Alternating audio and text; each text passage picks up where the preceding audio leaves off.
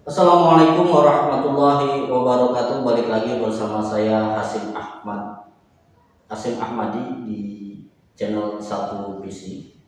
Kali ini kita masih bersama Bung Dwi Ulung yang akan membicarakan seputaran tentang Bank Berjuang. Bank Berjuang referensi buku dari tahun 1965 yang ketika itu dalam masa revolusi. Namun pidatonya ketika itu diucapkan tahun 1964 oleh Sulwan, Menteri apa? Ya, pada saat itu dia yang mengawasi perbankan, Menteri Perbankan pada saat itu Sulwan. Baiklah, tanpa basa-basi lagi kita panggil saja kawan kita Bung Dwi Ulung. Assalamualaikum. Waalaikumsalam. Alhamdulillah, setelah 4 kali saya telepon akhirnya datang juga dia. Saya udah 8 kali nelpon, 4 kali tertolak mati, dan ini yang keempatnya alhamdulillah bisa ditelepon kembali, karena memang kali ini kita akan membahas seputaran prinsip-prinsip doktrin Bank Berjuang. Seperti ini bukunya nih. Coba kasih lihat di situ bukunya. Nah, seperti itu bukunya, Bank Doktrin Berjuang. Yang mana buku ini sebenarnya saya belum membaca, tapi sedikit saya tadi melihat saja gitu. Sepertinya ini bagus untuk kita kupas bersama Bung Dwi Ulung yang sudah membaca prinsip-prinsip doktrin Bank Berjuang. Karena ini lahir di eranya Bung Karno, di era demokrasi terpimpin, di mana sebelum Bung Karno jatuh tahun 66 dan belum masuk ke alam Indonesia berbagai tatanan-tatanan kapitalisme yang membumi seperti penanaman modal asing dan lain sebagainya. Mari kita bahas saja dengan sumber referensi prinsip-prinsip doktrin Bank Berjuang terbitan tahun 1965. Apa kabar Bung Ulung? Alhamdulillah. Baru aja kita ganti kabar ya. Beliau yang akan membahas putaran prinsip-prinsip doktrin Bank Berjuang. Iya. Ini kalau saya lihat tipis bukunya. Apa pentingnya di era sekarang Bank Berjuang, doktrin Bank Berjuang? Ya, intinya kalau bahwa Bank Indonesia itu sebenarnya mempunyai satu doktrin. Ya, walaupun ini tahun 65, tapi doktrin ini merupakan adalah catatan sejarah langkah dari Bank Indonesia. Dan jadi ini doktrin Bank Berjuang ini dihasilkan dari musyawarah mufakat. Oh, tapi realnya dalam situasi jarek ya, jalannya revolusi ya. Ya, jalannya revolusi. Ya. Jadi ini ada semacam tim dibentuk namanya tim indoktrinasi urusan bank sentral pada waktu Indoktrinasi urusan bank sentral. ya. Jadi, Apa sih yang dikatakan ini? Poinnya apa yang dibuat? Pentingnya apa? Ini kita bicarakan di jadi sini. saya jelasin dulu bahwa doktrin Bank Berjuang itu sebenarnya asal muasalnya dari perintah Bung Karno mendirikan bank pada waktu itu awalnya ya. Terus kemudian pertama kali berdiri itu Bank Negara Indonesia oleh Pak Mangkuno Wiradikusumo. Kemudian dibentuklah kemudian Bank Indonesia sebagai bank sentral. Nah, ketika menteri ditunjuk satu menteri urusan bank sentral itu Pak Yusuf Dalam, itu dibikinlah satu platform mengenai bagaimana bank itu bergerak, karena waktu itu adalah menunda revolusi. Jadi bikinlah satu doktrin, namanya doktrin Bank Berjuang. Ada bedanya antara doktrin Bank Berjuang dengan konvensional bank pada waktu itu adalah Artinya sudah ada bank sebelum. ya, Cuma yang belum ada doktrinnya. iya, doktrin. Doktrin ikutan dalam konteks revolusi Indonesia. Bukan ikutan, dia masih Iya, masuk dalam konsep ya, Dekonstruksi ekonomi kan? Jadi doktrin Bank Berjuang itu diperlukan pada waktu Sangat itu diperlukan. ya untuk mempercepat menunjang revolusi. Kenapa? Karena dilihat pada waktu itu bank-bank itu hanya bergerak secara konvensional, dalam arti bahwa bank-bank sebelumnya itu hanya untuk mencari keuntungan semata. Jadi bicara untung rugi berdasarkan jaminan yang safe, yang aman. Dan itu jelas tahun dari proses kemerdekaan 45. Iya, Untung rugi. iya, jadi bank-bank Masih karakternya masih apa? ya kan dulu kan ada beda fase bank. Kok masih kolonial ya? Kolonial. Bank-bank kolonial. Iya, bank-bank kolonial. Nah, terus bank-bank yang lain kan udah banyak di negara-negara yang juga ada, itu karakternya itu. Dan itu hanya bergerak dalam bidang mikroekonomi. Mikroekonomi dalam pengertian jadi hanya mencari keuntungan semata. Jadi bank itu hanya untuk urusan rumah tangganya aja. Oh iya, rugi laba ya. Iya. Nah sementara bank sentral yang doktrin Bank Berjuang itu beda. Dia bank itu harus menunjang pembangunan ekonomi semesta. Makanya dibikinlah doktrin Bank Berjuang. Jadi ada 3 poin di dalam doktrin Bank Berjuang itu adalah. Jadi di buku ini. Ya. Jadi doktrin poinnya itu adalah bahwa bank itu harusnya bergerak dalam makroekonomi. Skala besar. Iya, menunjang pembangunan semesta. Terus yang kedua, kalaupun ada bentuk pinjaman itu harus berdasarkan rencana produksi. Jadi supaya ada multiple effect terhadap pembangunan, karena harus bergerak cepat. Yang ketiga, bank itu harus bergerak dinamis aktif mengatasi kemacetan-kemacetan yang ada dalam pembangunan.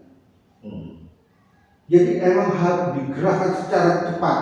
Jadi dia harus bentuknya pembangunan, mendanai pembangunan. Terus kalau pinjaman harus bentuknya produksi. Jadi yang harus menghasilkan efek yang luas kepada masyarakat. Bedanya itu dengan bank-bank konvensional. Untung rugi.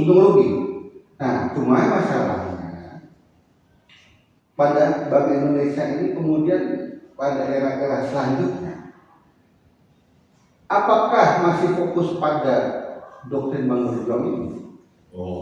Dan kemudian sebagai contoh ya misalnya kita kalau kita lihat di era keruntuhannya Bung Karno tahun 66, artinya di situ kan udah mulai nancap tuh akar-akar kekuatan kapitalisme.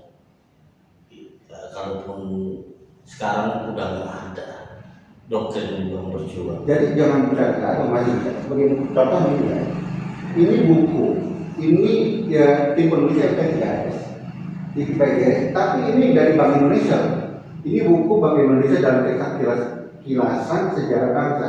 Di halaman 119 di dalam buku ini ada doktrin Bank Berjuang. Masih mengacu pada sini. Iya, ini halaman 119. Kalau di alam ini doktrin prinsip doktrin Bank Berjuang ini dia masih di alam demokrasi terpimpin ya. Jadi gini, kalau sekarang kan tidak menggunakan demokrasi terpimpin. Jadi gini Mas, jadi ini kan kita bicara. Ini terbitan berapa? Ini buku ini PGS ini terbitan baru. Artinya menginduk kepada ini. Bukan menginduk, jadi ini bicara sejarah ini tahun 95. Iya, mereferensi kepada ini. Jadi ini tentang sejarah. Bicara BLBI. Ya, bukan, ini bicara sejarah Bank Indonesia. Ya, dari zaman di Java Survey, dari zaman Belanda. Di dalam buku ini dituangkan juga doktrin Bank Berjuang sebagai catatan histori. Intinya apa? Bahwa doktrin Bank Berjuang itu ada. Hari ini ada. Seharusnya kalau memang merefleksi, itu bisa merefleksi untuk menggerakkan pembangunan, harusnya tetap diterapkan ya. Seharusnya. Kenapa? Jadi doktrin Bank Berjuang itu untuk tadi sambil santai. Jadi kalau kita bicara negara, Bank Indonesia itu kan negara. Iya. Kalau bicara negara, seharusnya doktrin Bank Berjuang itu tetap dijadikan satu pegangan. untuk melaksanakan atau membuat program-program kelanjutan jalannya Bank Indonesia, termasuk kebijakan-kebijakan yang dilakukan Bank Indonesia. Seharusnya seperti itu. Ya sebagai kritik. Contohnya BLBI itu kan mikroekonomi sebenarnya. BLBI? Ya, Bank Indonesia ngusulin bantuan kepada bank swasta yang bermasalah. Itu kan Bank Indonesia justru ngasih bantuan ke bank urusan rumah tangga bank-bank itu. Itu mikro. Itu persoalan politik yang pelik sepertinya. Iya, tapi itu kita lepas. Iya. Kita kan masalahnya itu kan sebagai cerminan aja Mas. Cerminan bahwa ada doktrin Bank berjuang yang bisa dijadikan tonggak untuk mengambil kebijakan menjalankan Bank Indonesia itu secara makro menunjang pembangunan. Makroekonomi. Iya, walaupun misalnya perjanjian pemerintahan selanjutnya berikutnya itu tetap akan menjadi sebuah catatan bahwa ada doktrin Bank berjuang. Menjadi indoktrinasi bagi setiap kekuasaan yang kalau ini kayaknya era Manipur Usdek ya. Iya, Manipur Usdek. Tapi ini kan dasarnya adalah pada waktu itu untuk mengkritik gaya konvensional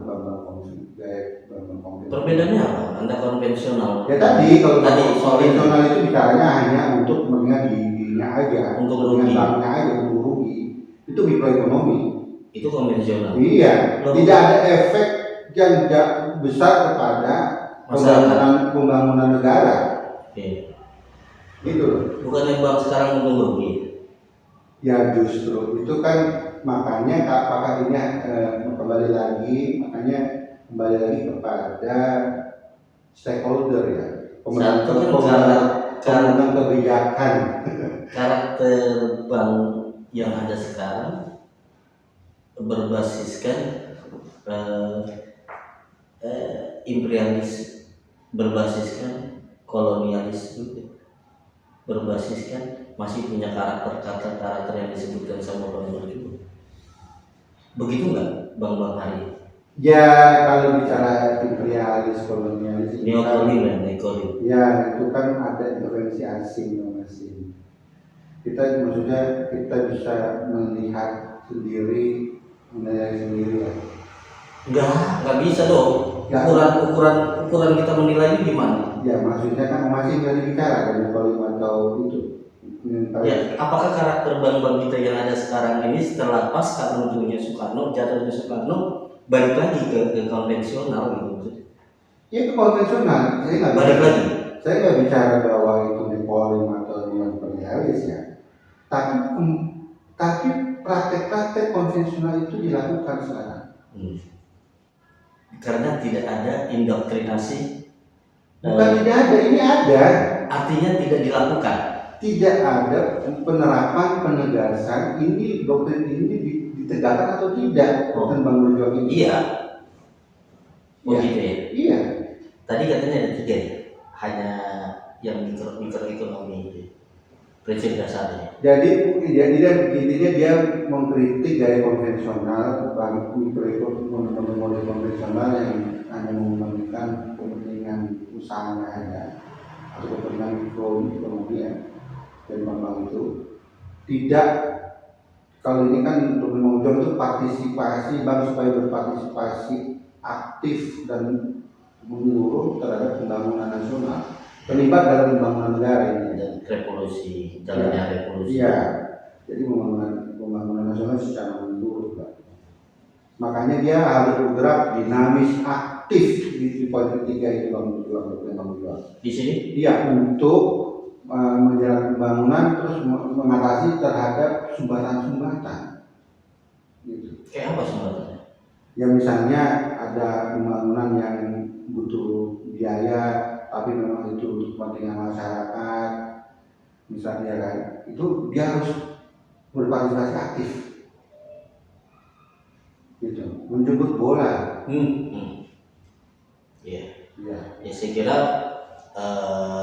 ini salah satu doktrin ini Bank Berjuang dijadikan sebagai alat perjuangan Iya. menuju revolusi Indonesia pada saat kepemimpinan Bung Karno gitu ya.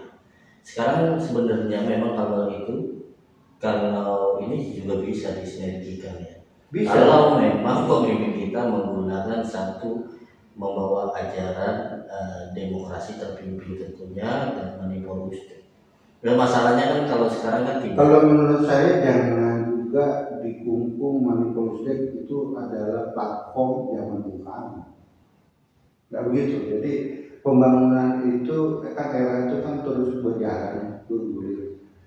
Tinggal pemimpinnya mau nggak menerapkan satu platform yang memang sudah ada untuk pembangunan secara cepat, merubah platform atau mengikuti doktrin Bank Berjuang yang sudah ada.